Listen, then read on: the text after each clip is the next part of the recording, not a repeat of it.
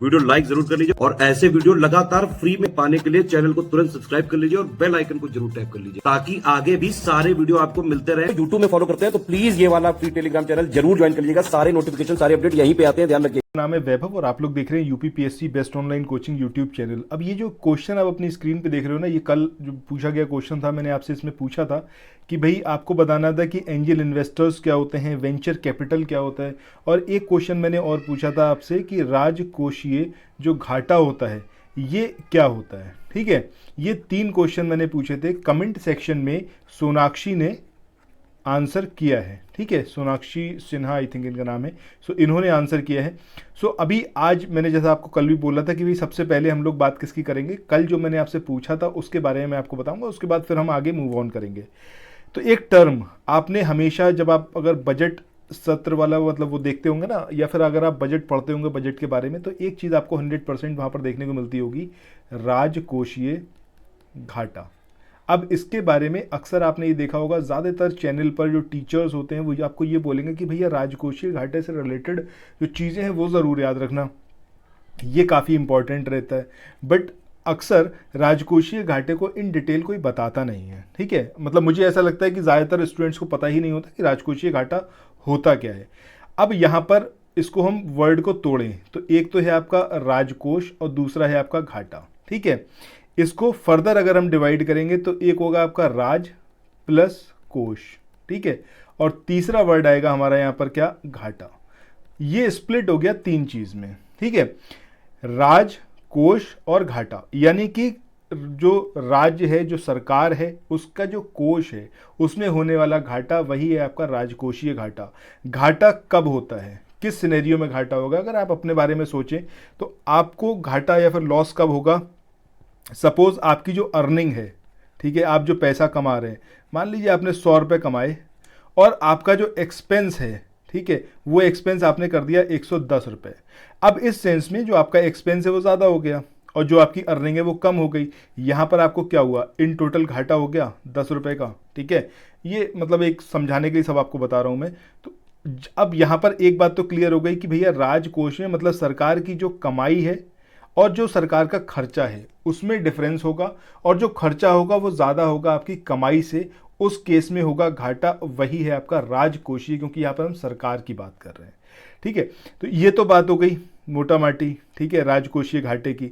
अब यहाँ पर राजकोषीय घाटे को पता कैसे करते हैं, कौन कौन से इसके कंपोनेंट है, तो फॉर्मूला देखते हैं। ठीक है, तो राजकोषीय ऐसे ही करके मैं लिख रहा हूँ, आप समझ जाइएगा। ठीक है, राजकोषीय घाटा इक्वल टू क्या होगा, सरकार का जो कुल व्यय होगा माइनस सरकार की कुल अर्निंग या फिर कुल आय।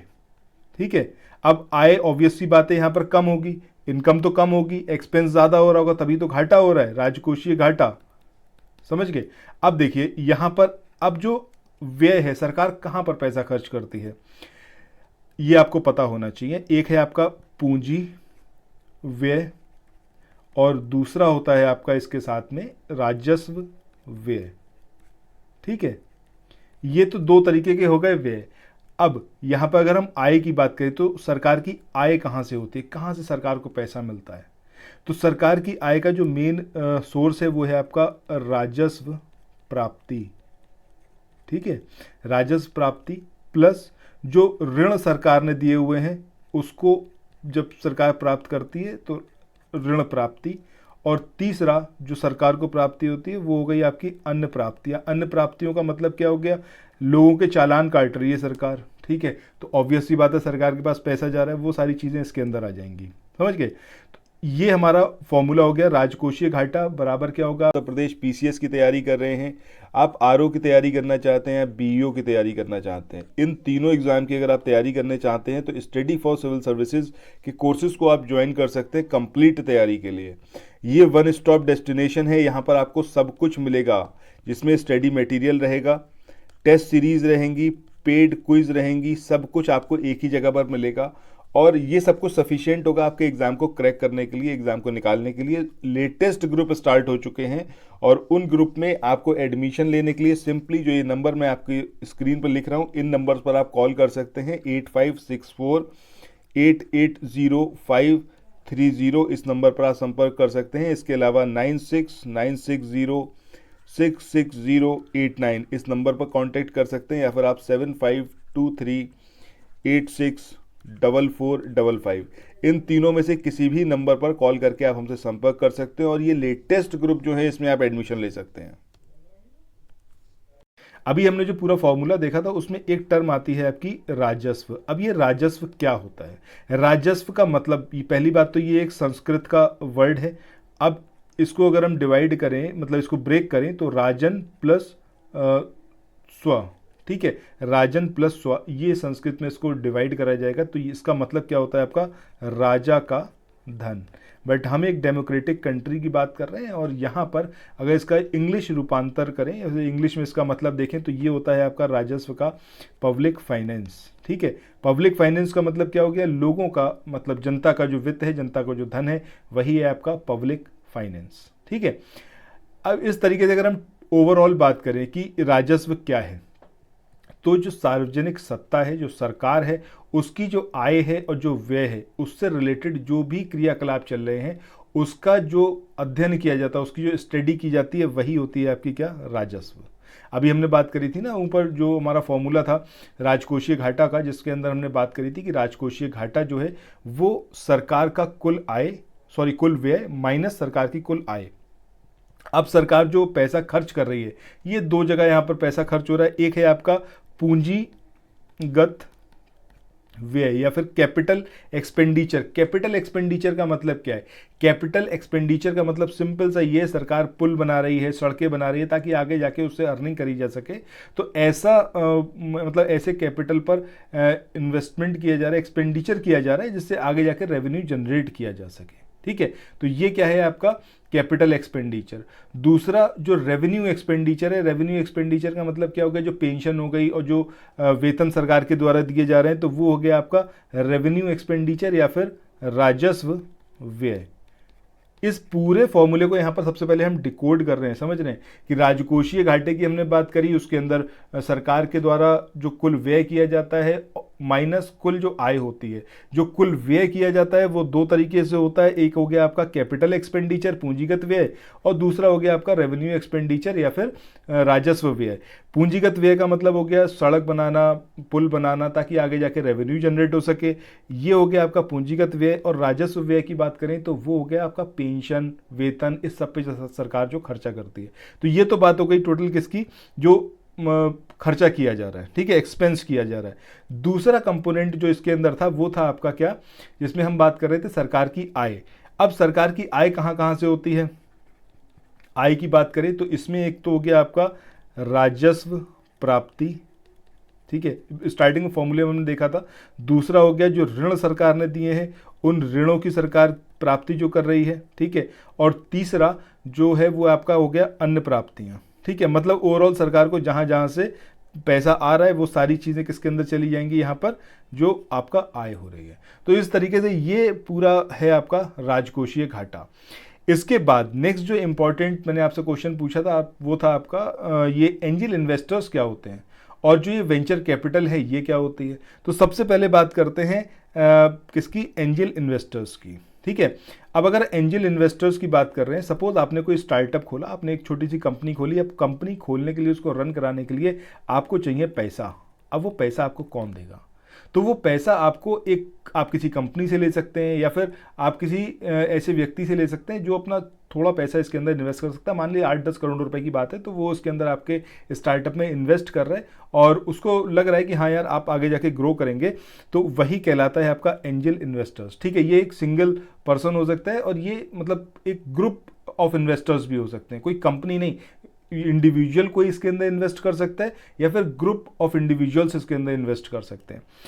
दूसरी चीज़ जो आपको इसके बारे में याद रखनी है कि अब जो भी कोई आपके स्टार्टअप में इन्वेस्ट कर रहा है तो वो क्या कहेगा ठीक है भाई, जो आपका कंपनी है इसकी थोड़ी सी ओनरशिप हमें चाहिए, ठीक है, स्वामित्व हमें आप इसके अंदर दें। अभी आपने सोनी पे एक वो कार्यक्रम भी आता था ना इसके ऊपर, जिसमें स्टार्टअप्स को फंडिंग करने के लिए 3-4 लोग बैठते थे जो इंडस्ट्रियलिस्ट हैं, बिजनेसमैन हैं। तो वो यहाँ पर क्या करते थे, वो एक एंजल इन्वेस्टर्स की तरह ही वर्क करते थे। छोटे छोटे जो स्टार्टअप हैं उनको सपोर्ट करते थे, उनको पैसा वहाँ पर दिया जाता था कि ठीक है आपके उसमें हम इन्वेस्ट कर रहे हैं और कुछ इक्विटी हमें चाहिए, ठीक है, कुछ ओनरशिप हमें चाहिए आपकी कंपनी में। तो ये तो बात हो गई किसकी, एंजल इन्वेस्टर्स की। एक चीज़ और याद रखिए कि एंजल इन्वेस्टर्स, अगर आपने वो कार्यक्रम ध्यान से देखा है वो प्रोग्राम, तो उसमें वो सिर्फ पैसे की बात नहीं करते थे, वो यहाँ पर टेक्निकल एक्सपर्टीज़ की बात भी करते थे। यानी कि वो आपसे ये भी कह रहे हैं कि ठीक है हम आपको पैसा भी देंगे और उस पर्टिकुलर सेक्टर की जो स्पेशलिटी है, जो उसकी टेक्निकलिटीज़ हैं, उसके बारे में भी वो आपको बताएंगे। यानी कि पैसे के साथ साथ ज्ञान को भी देने की बात वहाँ पर करी जाती है, ठीक है। तो ये बात हो गई किसकी, एंजल इन्वेस्टर्स की। सेकंड टर्म वो है आपका वेंचर कैपिटल। अब ये वेंचर कैपिटल क्या होता है, तो वेंचर कैपिटल क्या है, ये भी एक निजी इक्विटी फंडिंग का ही एक टाइप है। और ये मतलब जो स्टार्टअप हैं, जो कंपनीज हैं जो अभी शुरू हुई हैं, उनको ये सपोर्ट करता है, ठीक है। और वेंचर कैपिटल की अगर हम बात करते हैं तो वेंचर कैपिटल में एक चीज़ आपको यहाँ पर याद रखनी है कि ये जो होता है स्टार्टिंग के 2 साल तक ये मतलब मोटा माटी पैसा यहाँ पर लगाते हैं वेंचर कैपिटल में, मतलब वेंचर कैपिटल, और उसके बाद तकरीबन 10 गुना तक ये मुनाफा यहाँ पर कमाते हैं, ठीक है, वेंचर कैपिटल के थ्रू। अब यहाँ पर एक क्वेश्चन उठता है कि भैया वेंचर कैपिटल वाला भी पैसा लगा रहा है और जो एंजल इन्वेस्टर है वो भी पैसा लगा रहा है स्टार्टअप में, दोनों में डिफरेंस क्या है। अब यहाँ पर ये बात काफ़ी समझने वाली है। अगर हम बात करते हैं एंजल इन्वेस्टर्स की, तो ये पैसा जो होता है वो इनका अपना पैसा होता है, ठीक है। एक इंडिविजुअल है जिसके पास पैसा लगा पड़ा हुआ है, वो पैसा जो है किसी स्टार्टअप में लगा रहा है, वो उसका अपना पैसा, वो किसी दूसरे का पैसा नहीं लगा रहा। बल्कि अगर हम बात करें किसकी, वेंचर कैपिटल की, तो वेंचर कैपिटल में कोई इंडिविजुअल अपना पैसा नहीं लगाता है।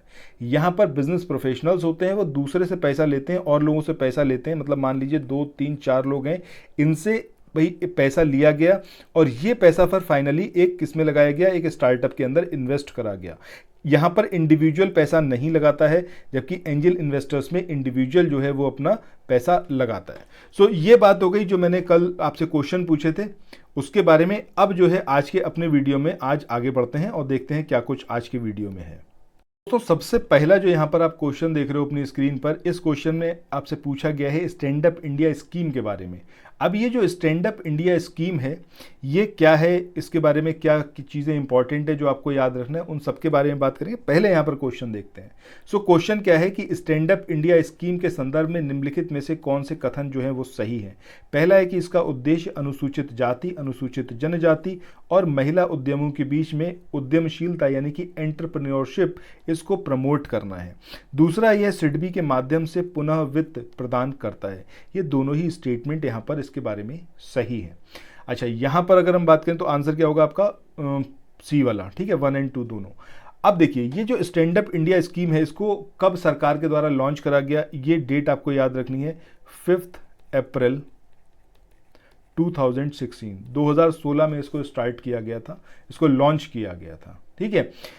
इसको एक्सटेंड कब तक के लिए किया गया है, 2025 तक के लिए।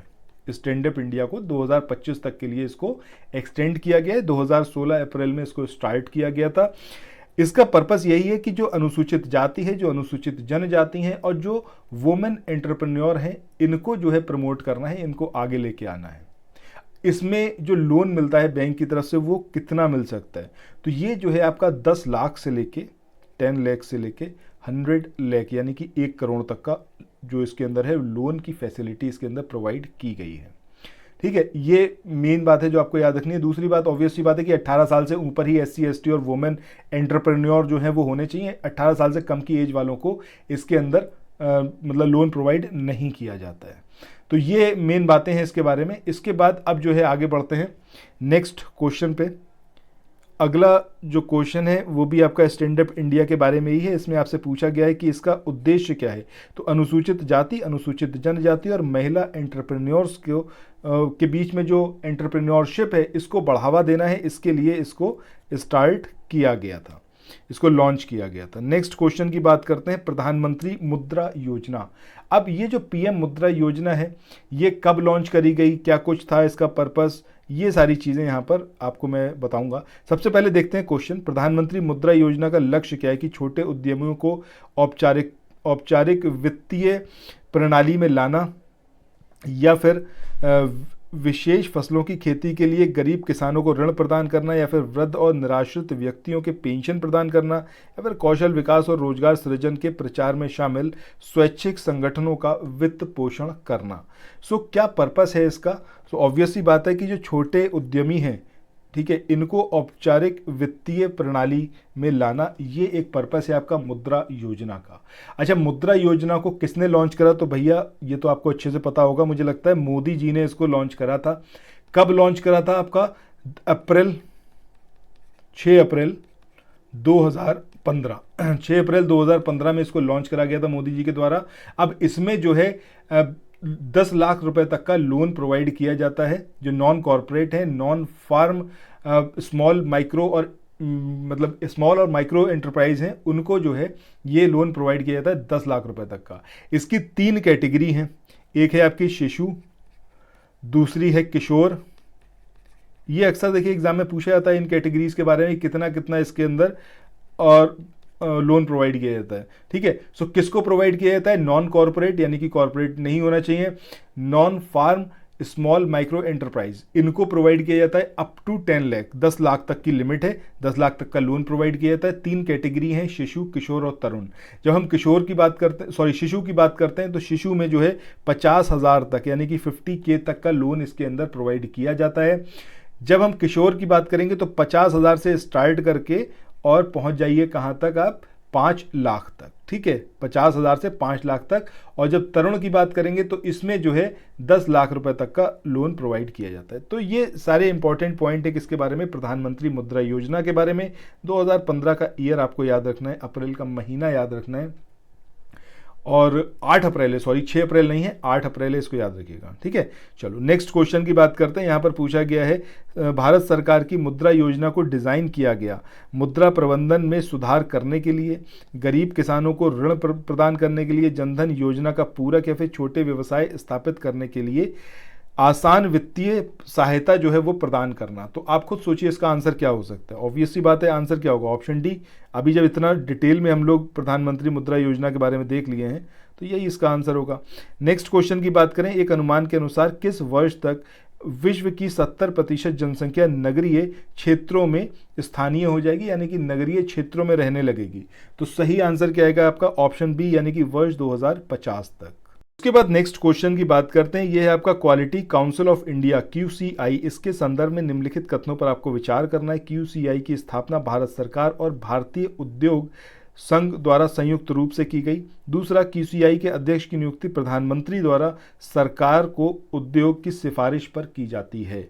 तो कौन सा यहाँ पर सही है? तो देखिए भैया, पहले स्टेटमेंट की बात करें, दूसरे स्टेटमेंट की, दोनों ही यहाँ पर सही है QCI के बारे में। ठीक है, ऑप्शन सी यहाँ पर हमारा सही होगा QCI के बारे में। अब क्या कुछ आपको इसके बारे में याद रखना है, ये थोड़ा सा और यहाँ पर देख लीजिए। अगर हम QCI की बात कर रहे हैं, पहली बात ये PPP मॉडल पर इसको इस्टेब्लिश किया गया था, और ये एक नेशनल बॉडी है। 1996 में इसका गठन किया गया। ये इसका ईयर आप ज़रूर याद रखिएगा, 1996 में इसको इस्टेब्लिश किया गया, PPP मॉडल के तहत किया गया। इसमें सरकार और जो भारतीय उद्योग संघ है, ये दोनों मिलकर जो है इसको पूरा इस ऑर्गेनाइजेशन को सपोर्ट करते हैं। अब जब हम बात कर रहे हैं किसकी? इंडियन इंडस्ट्रीज़ की, तो इंडियन इंडस्ट्रीज़ का मतलब क्या है? इसके अंदर 3 प्रीमियर इंडस्ट्री हैं, जिसमें एसोचैम है, CII है। एसोचैम का मतलब क्या हो गया आपका? Associated chambers of commerce and industry of India. दूसरा CII की बात करें तो कॉन्फेडरेशन ऑफ इंडियन इंडस्ट्री, और तीसरा हो गया FICCI। ये 3 जो है वो मिलकर इसको सपोर्ट करते हैं। एक चीज़ इसके बारे में और याद रखिएगा कि ये एक नॉन प्रॉफिट ऑर्गेनाइजेशन है। एग्जामिनेशन में यही आपसे एग्जैक्टली पूछा जाता है कि नॉन प्रॉफिट है, प्रॉफिट है, और ये कब इसको इस्टेब्लिश किया गया, कौन इसको सपोर्ट करता है। कंपोजिशन की बात करें कि इसके अंदर कितने लोग होते हैं, तो ये भी इसके बारे में याद रखिएगा। टोटल 38 मेंबर्स होते हैं इसमें, ठीक है, QCI में। और इसका जो चीफ होता है या फिर जो चेयरमैन होता है, उसका अपॉइंटमेंट कौन करते हैं? जो प्रधानमंत्री हैं वो इसका अपॉइंटमेंट करते हैं। ठीक है, तो ये सारी चीज़ें हैं इसके बारे में। बाकी अब मूव ऑन करते हैं अगले क्वेश्चन पे। अगला क्वेश्चन आपकी स्क्रीन पर है। यहाँ पर पूछा गया है कि भारत में निम्नलिखित अधिनियमों का सही कालानुक्रम क्या है, ठीक है, यानी कि जो क्रोनोलॉजी है, फिर जो इनका एस्टेब्लिशमेंट ईयर है, या फिर कब इनको पारित किया गया था। हम एक्ट की बात करें ना, तो पारित कब किया गया था, एस्टेब्लिशमेंट नहीं, पारित कब किया गया था। सबसे पहले है आपका MRTP अधिनियम, दूसरा है आपका उद्योग विकास और विनियमन अधिनियम, फेरा न्यूनतम मजदूरी अधिनियम, ठीक है। सो यहाँ पर अगर हम बात करें तो आपको देखो कमेंट सेक्शन में ये बताना है कि इन एक्ट को कब कब पास किया गया था, ये ईयर आपको बताना है। बहरहाल यहाँ पर अगर हम बात करें कि सही आंसर इसका क्या होगा, तो सबसे पहले क्या आया आपका, न्यूनतम मजदूरी अधिनियम आया सबसे पहले, उसके बाद उद्योग विकास और विनियमन अधिनियम आया, उसके बाद आपका MRTP अधिनियम आया, और सबसे आखिरी में आया है फेरा। बट कमेंट सेक्शन में आप लोग बताइएगा इनके ईयर क्या हैं। स्पेशली मैं सोनाक्षी आपसे कह रहा हूँ, आप ज़रूर बताइएगा, और अगर दूसरे साथी भी इसके साथ में जुड़ेंगे, इस चीज़ को करेंगे, तो बहुत अच्छा होगा। जितना आप लोगों का यहाँ पर कोऑपरेशन मिलेगा, उतना ही ज़्यादा इन चीज़ों को करने में मज़ा आएगा, ठीक है। सो अगले क्वेश्चन की बात करें, यहाँ पर पूछा गया है 1929 के व्यापार विवाद अधिनियम के लिए प्रदान किया गया उद्योगों के प्रबंधन में श्रमिकों की भागीदारी, औद्योगिक विवादों को दबाने के लिए प्रबंधन को मनमानी शक्तियाँ, व्यापार विवाद की स्थिति में ब्रिटिश न्यायालय द्वारा हस्तक्षेप और न्यायाधिकरणों की एक प्रणाली और हड़तालों पर प्रतिबंध। तो सही आंसर यहाँ पर क्या आएगा आपका, ऑप्शन डी, ठीक है।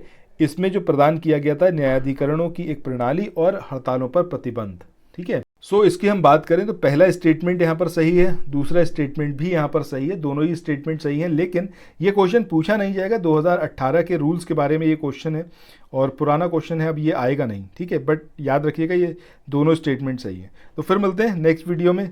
जो आपसे पूछा गया है वो कमेंट सेक्शन में ज़रूर बताइएगा, और जितना आप लोगों का एंगेजमेंट बढ़ेगा उतना यहाँ पर पढ़ाने में और मज़ा आएगा, ठीक है। सो फिर मिलते हैं, थैंक यू सो मच, और अपना एक्सपीरियंस ज़रूर शेयर करिएगा।